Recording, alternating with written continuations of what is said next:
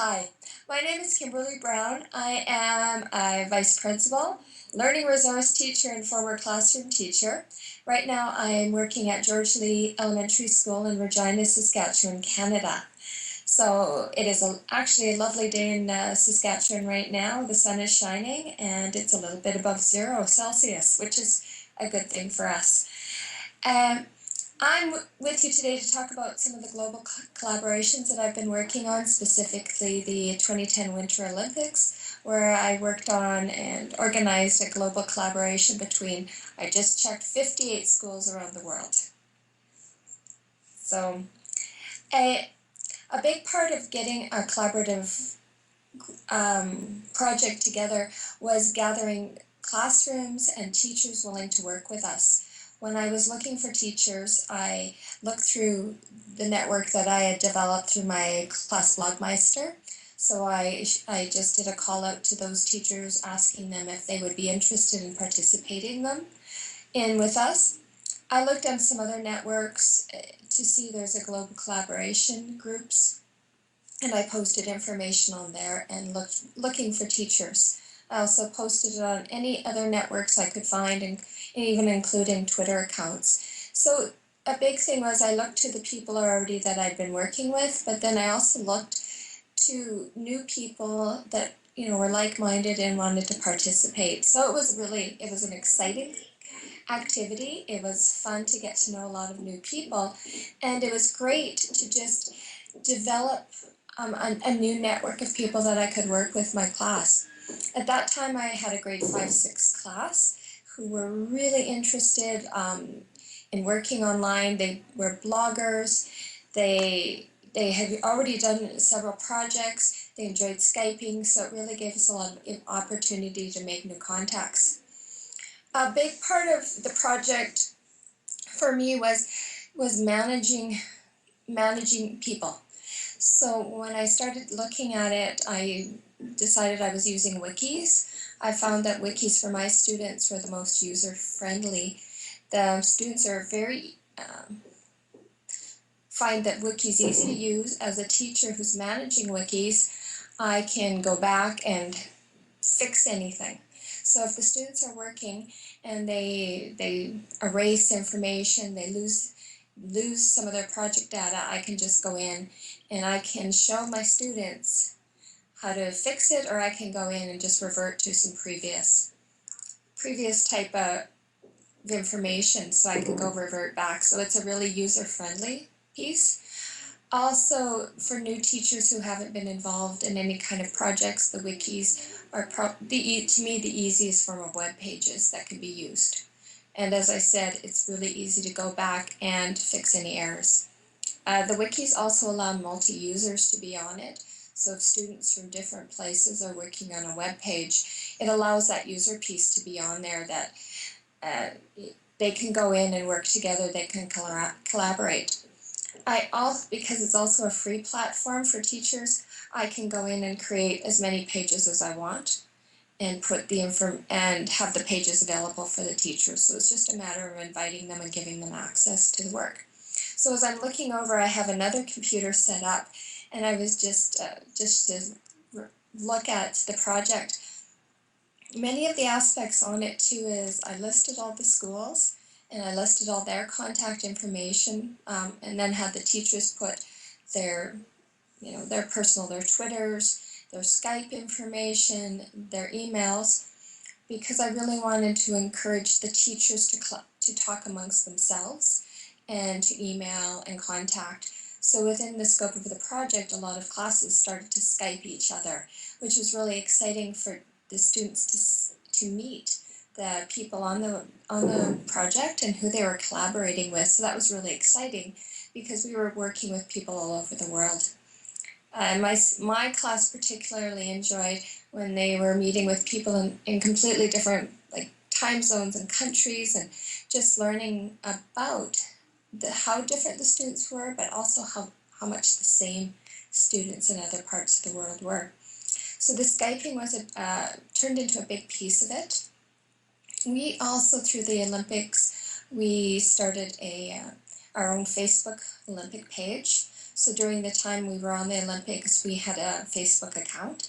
So as well as working with the other classes, we also followed Olympic athletes. So that turned into a lot of fun for us because as Canadians, we knew that a lot of the Canadian athletes were actually on Facebook throughout the Olympics. The Olympic organizers were on it, other classes were on. We also had just a classroom Twitter account for the Olympics where we were following Twitter feeds from athletes and from other classes. So it was a fun piece where we could put a lot of those social networking pieces together to connect and also to follow the Olympics. We part of managing a project too is trying to anticipate some of the difficulties people may have. So I had a frequently asked questions section, so I could really, go in and try to think about what are some of the difficulties teachers might have, any barriers to working on the project, because I wanted to eliminate as many as I could prior to working on it.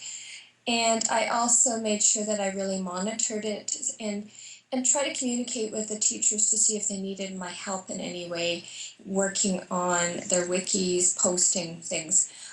Because we were added, people on their wiki pages were adding maps, they were adding videos. So just if there was any problems in knowing how to add those add links or embed different graphics and videos to the wiki pages. So there was a lot of learning there for, I think, teachers and students. And that's why the wikis to me were such a nice platform to use. And I linked ours to specifically the learning outcomes to Saskatchewan curriculum.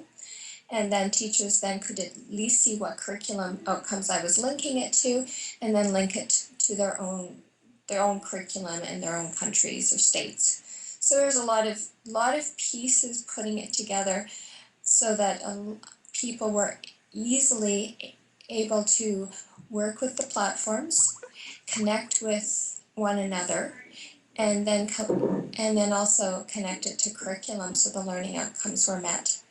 So it was a very nice project, lots of interest from around the world. So each class, so what I did was for every class that joined our project, I created a new wiki page for them. What I wanted to do was have, as much as possible, classes represent their own countries. So we were working with Canada and Canadian athletes. Then if there was many countries, I asked that if there was many United States, like American classes, I asked them to look at the different countries if they wanted to focus on, Japanese or, some of the European countries, to make a focus there. Or, to put their classroom within in different countries to focus, so that we were really looking at a lot of areas. And then also looking at asking students to choose an athlete or choose a sport, so that they were doing some research and following. My students started doing that, choosing sports and athletes, so that they could follow their progress during the Olympics. So we would have the Olympics on at school in the morning, and then they could follow their athletes and see how well they did and how well they performed, and then report specifically on that person. So they, looked at the background of that person. They looked at, when they were competing at the Olympics, and just did a really nice profile on them and looked at the results. And also we looked at learning about Vancouver, British Columbia, where the athletes were being, or the Olympics were being held, because I thought it was good to know the area. So if I was doing it, this year, I would be really looking to see what was happening in Sochi and learning all about Russia. And because I think that has such a lot to play on the Olympics, the venues and the people, and even about the food. So what are athletes going to expect when they get to that area? And just learning the geography of that certain piece. So from that, then, my students could go to different pages and learn about different countries. They could learn about different sports. They could learn about different athletes. And it was really a really enriching experience for them. And then also the wiki allows for feedback. So you could go into the discussion tab, and if the students wanted to provide feedback, they could go and provide feedback for project pages, and students students in different schools and started a dialogue there at the same time. So that was really nice that they could learn that. So I think I like that aspect of it, that we could really do a multi-layered piece and looked at all the different multimedia pieces we could put in. And right now I have teachers and staff at the school, current school I'm at, and they're really, really curious about beginning their own projects, and they're want to get into blogging, want to get into collaborative work, and they're just like never done it before. So I think if you're starting your own projects, when I started, what I did is I looked for projects that other people were organizing, and I thought, okay, I can work within the parameters of that project, and then it gave me that ability to learn to use the tools. I was able then to start to use a wiki because I worked with my students and we did a story writing project that was coming from a teacher in Australia.